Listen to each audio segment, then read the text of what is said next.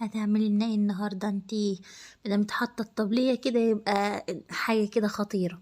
انا ما بحطش الطبليه الا للحاجات الخطيره اللي يعني بتبقى من الاخر.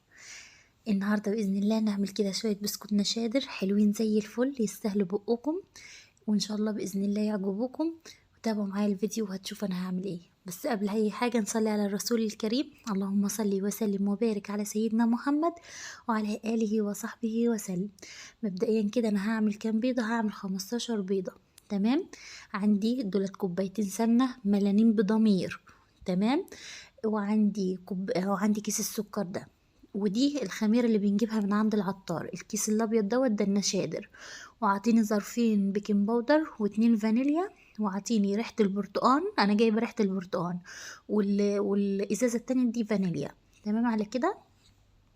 تمام. انا هزود اربع ورقات فانيليا، يعني جبت 4 ورقات فانيليا تانية احطهم معاهم عشان خاطر البيض كتير. ويعني نبقى واثقين كده ان مش هيبقى فيه زفارة ان شاء الله باذن الله. هعمل ايه؟ مبدئيا اول حاجة هاخد 5 هم 15 بيضة، هاخد بال5 بيضات علشان ما تقلش على الجهاز بتاعي، وعشان يتخلطوا معايا كويس والسكر يدوب كويس جدا. خلاص على كده، اللهم صل على سيدنا محمد وعلى آله وصحبه وسلم. كسرت 5 بيضات، حطيتهم في شفشة في الخلاط، وحطيت ظرفين فانيليا. وعندي السكر هنا انا هحط الكيلو كله.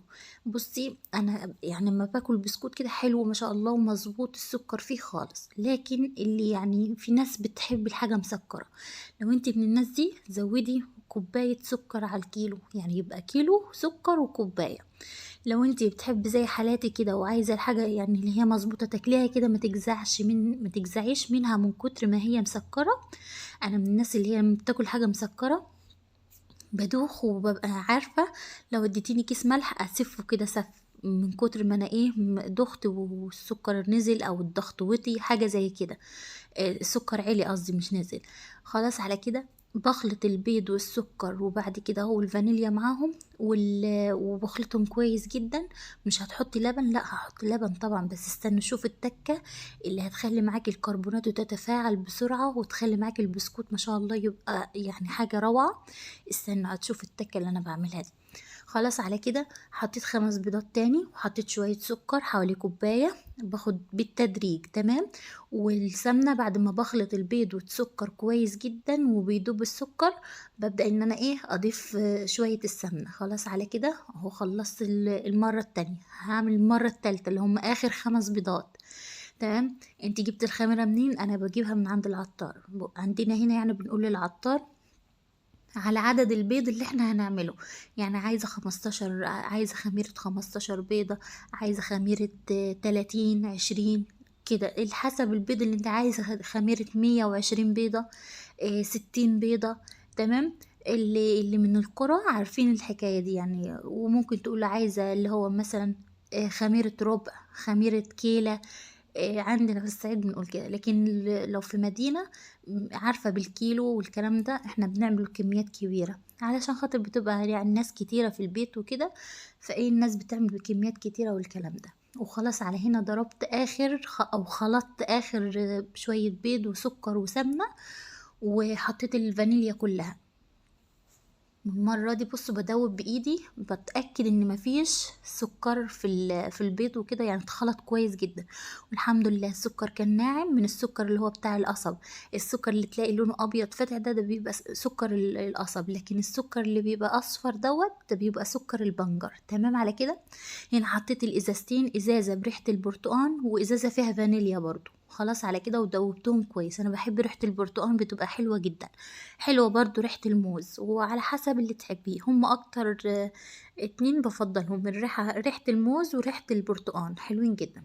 بصوا هنا ده الدقيق، هو ده الكيس بس اللي انا هستعمله. تمام. انت هتستعملي الكيس ليه؟ احنا مش قلنا هنعمل بدقيق القمح؟ طيب ما انا هعمل بالدقيق بتاع القمح، بس انا عندي الدقيق بتاعي دوت مفهوش عرق خالص يعني. تمام. ملوش عرق خالص، فعشان خاطر يعني الدنيا تظبط معايا. معروف ان الحاجات دي بتحتاج الدقيق اللي بيبقى له يعني فيه عرق وكده. فقلت هجيب الكيس دوت مش هحط غيره. بس قبل ما احطه انا في الاول جبت يعني حاولت ايه عشان لما اعمل معاكم اي حاجة تانية ابقى عارفة المعيار بتاع الكيلو. زي ما انتوا عارفين ان احنا مش متعودين في الصعيد ان احنا نوزن وكده، بنحط بنظريتنا او بنحط ايه، بنعاير بعيننا كده. خلاص على كده عندي ورقتين بيكنج باودر، مش هحطهم الاتنين، هحط واحدة بس، واحدة بس اللي هحطها وهشيل التانية مش عايزاها. تمام.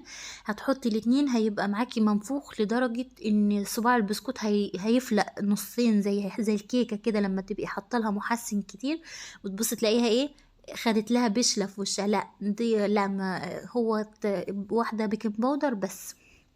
وبدأت هنا اعجن. بصوا البسكوتات والحاجات الحلوة دي ما بتاخدش عجنية، انت بصي بتلف كده لف بايدك.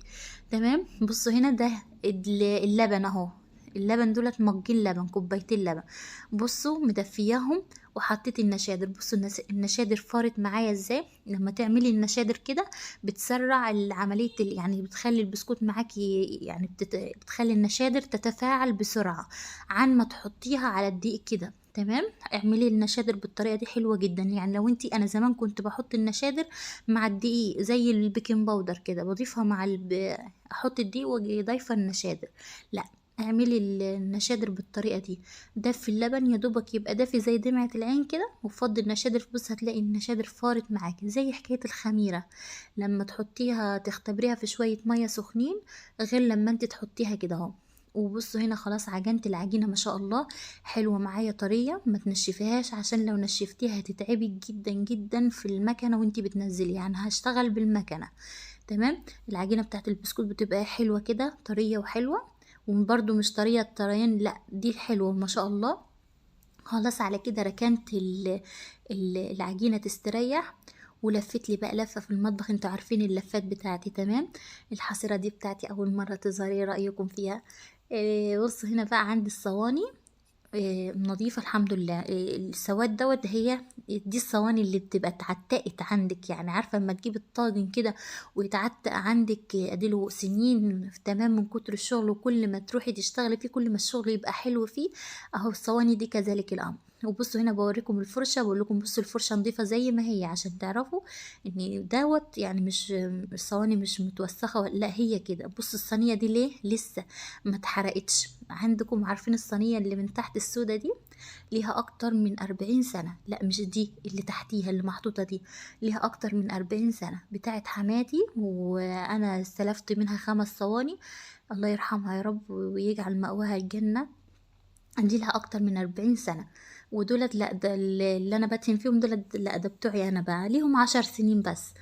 وخلاص على كده دهنت الصواني بتاعتي بمادة دهنية، زيت بقى سمنة اللي عندك ماشي، علشان خاطر ايه الحاجات دي ما تلزقش، يعني البسكوت او الكيكة او الحاجات اللي هي البسكوتات والكلام ده ما يلزقش في الصواني ويطلع معاكي بسهولة.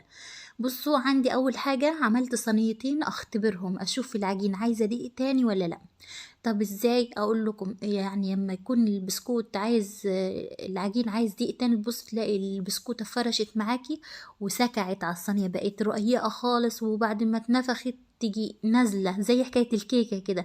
لما في مرة تبقى ترفع وتيجي نازلة منك تقولي ده انت فتحتي عليها قبل ما هي يعني قبل الميعاد وكده. لا دوت لو عمل كده البسكوت يبقى عايز دقيق تاني، لكن انا الحمد لله رب العالمين محتاجش مني دقيق تاني خالص. هنا انا رحت على السطوح، سبت المطبخ عجنت وخلصت، رحت بعد كده هوت هنا عند السطوح. خلاص اختبرت الصينيتين ما شاء الله مش عايز لا دقيق ولا اي حاجه، يعني اللهم لك الحمد، مظبوط وزي الفل. بصوا ما شاء الله.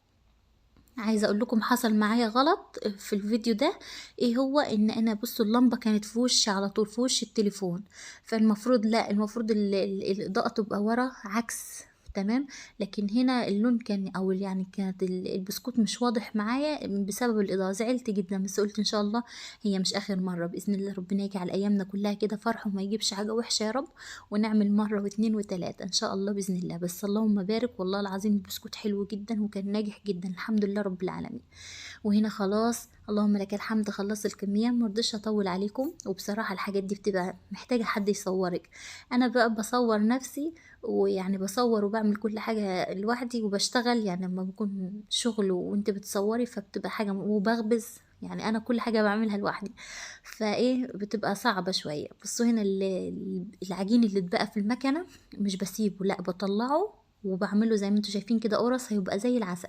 بصوا هنا ما شاء الله اللهم بارك، والله العظيم ما عملوا معايا كميه بسكوت اللهم بارك. بصوا 15 بيضة وكيلو سكر، واللهم صل على حضرة النبي، وكوبايتين لبن وكوبايتين سمنة. والدقيق طبعا مش هقولك على المكيال بتاع الدقيق عشان خاطر كل دقيق يختلف عن التاني. اعجني لحد ما العجينة تبقى معاكي مظبوطة، لا هي طرية بتلزق ولا هي تخينة وتخليها تبقى لا كده هتتعبك جدا جدا في النزول من المكنة او من القمع. دي العجينة بتاعت البسكوت بتبقى حلوة، يعني اللي هي كده ولا كده بتبقى مظبوطة.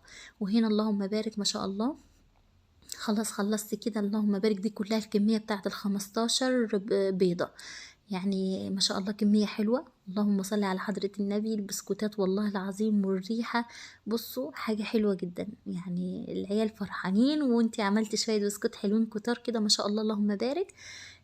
يا ريت اقدر ابعت لكل واحدة فيكم والله العظيم، يعني ما تأخرش ابدا. وربنا يا رب يصلح حالنا جميعا يا رب. ولو عجبك الفيديو فضلا وليس امرا حطي لي لايك من ايدك الحلوه، واشتركي لي في القناه فضلا وليس امرا عشان عيلتنا تكبر كده باذن الله وتكون اكبر عيله. وربنا يصلح حالي وحالكم يا رب، ويصلح ما بين ايديكم جميعا يا رب. والسلام عليكم ورحمه الله وبركاته.